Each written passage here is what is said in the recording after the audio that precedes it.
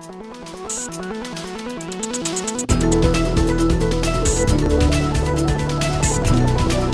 thanks a lot. All right.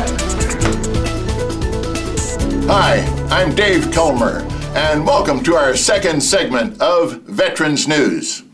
As we promised, we're going to talk about S.M.C. And those of you that were on your toes, remember that means special monthly compensation. But first, there's an issue I want you to know about because it's important.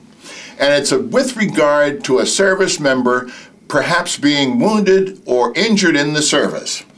You get a regular discharge, it's so long, goodbye, farewell, we'll see you, with no disability because you're completely healed. The issue, the point that's very important is that it would behoove the service member to check with a doctor, particularly in the case of bone injuries where there could be the possibility of later arthritic conditions developing and or other conditions. I just gave you an example. But it's always good to have the condition checked by a doctor and also apply to the Department of Veterans Affairs for a service-connected disability for that condition.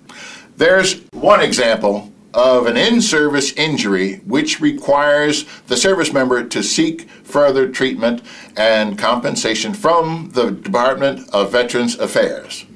Now, on the other side of the coin, we have a more severely disabled person, be it from combat or otherwise, and who is simply more severely disabled, who does not recover from the injury or wounds.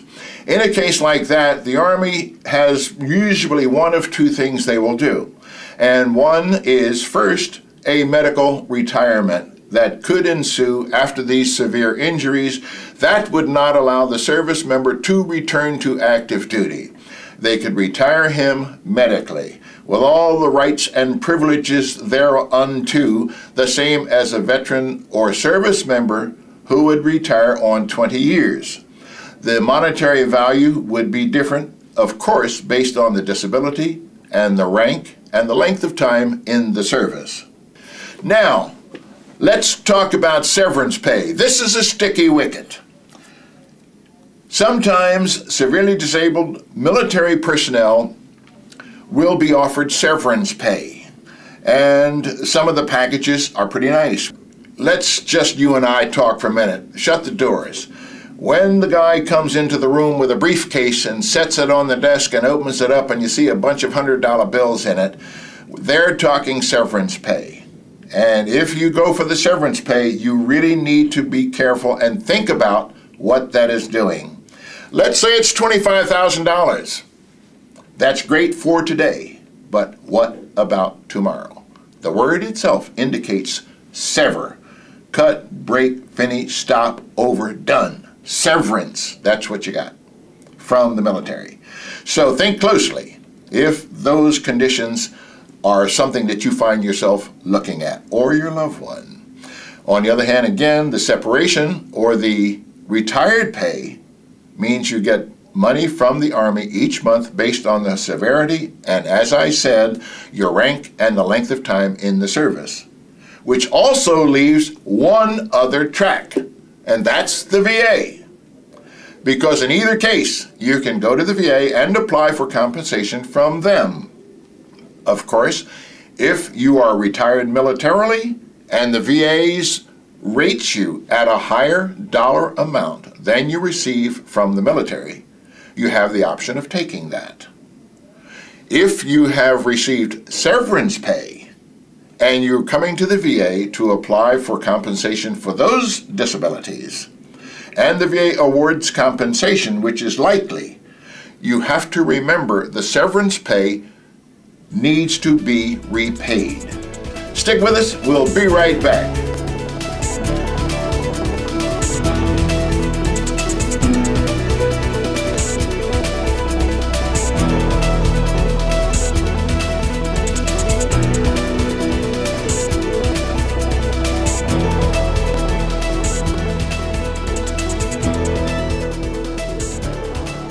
Now, if you choose to apply to the Department of Veterans Affairs for the service-connected disability, as we know, referred to as compensation, and the VA makes an award. In other words, the VA sends you a letter and tells you what they're going to pay you in compensation each month.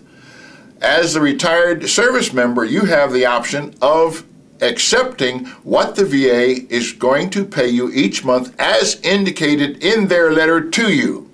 And it's pretty obvious. If it's more, then what you then do is, in the forms provided by the VA, you waive your military retired pay. That means you tell the military you no longer want to receive retirement from the military, and then you start receiving compensation pay from the Department of Veterans Affairs.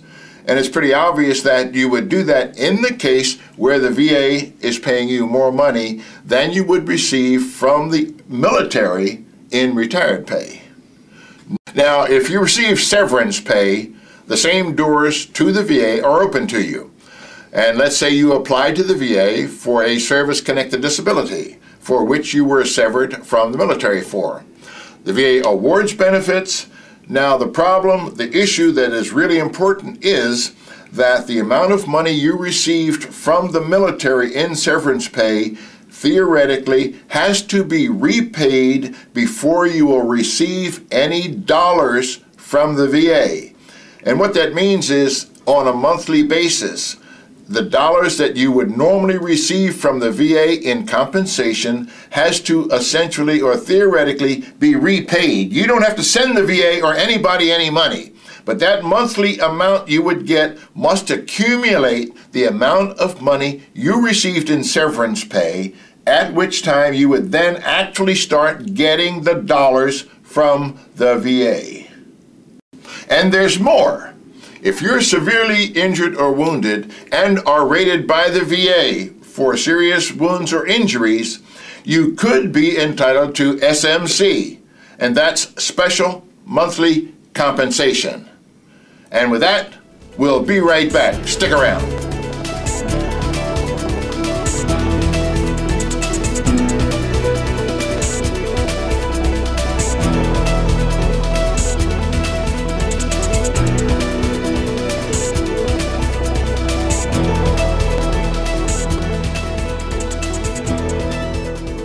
Hi, good to see you back. You know, we said we were going to talk about S.M.C, Special Monthly Compensation. And this is tricky, so stay with me. When a veteran receives compensation from the VA, usually for more severely wounded veterans, often if there is a significant degree of loss of or loss of use of any body part, S.M.C kicks in and is payable at different amounts, and you need to note it's payable above the regular monthly compensation. Whatever the amount the veteran receives, it's on top of that. The numbers of combinations of injuries and or disabilities is too numerous to even give you examples. But it's important to know that the special monthly compensation, again, is payable in the cases for loss of or loss of use of. And if you need more information, of course, you can contact the Department of Veterans Affairs or their email, or you can contact us here at Veterans Network. So again, it's very important that you understand it's paid on top of any other compensation. Thanks for joining us today, and we'll see you on the next segment of Veterans News. This is Dave Culmer, out.